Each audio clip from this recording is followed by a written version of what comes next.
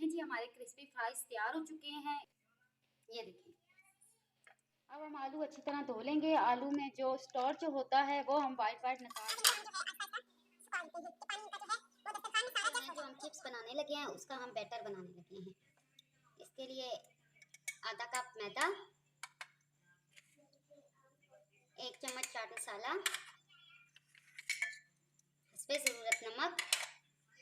Colour नहीं था, colour की जगह आप हल्दी भी इस्तेमाल कर सकते हैं। और ये जो है कनौर की टिक्की है, ऐसे बीच में डाल, आप आहिस्ता आहिस्ता पानी डालें।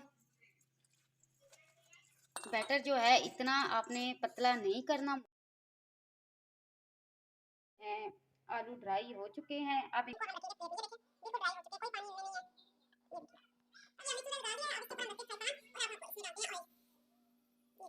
देखिए इनके साथ क्रम्स बन के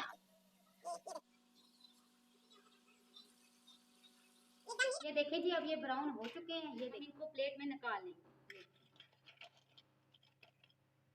देखें जी हमारे क्रिस्पी फ्राइज तैयार हो चुके हैं। इनके ऊपर देखिए कितने अच्छे क्रम्स आ चुके हैं।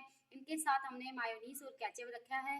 बच्चे ये शौक से खाते हैं। आप भी प्लीज़ घर में ज़रूर ट्राई करें। अगर हमारी ये रेसिपी आपको अच्छी लगी है, हमारे चैनल को सब्सक्राइब करें, लाइक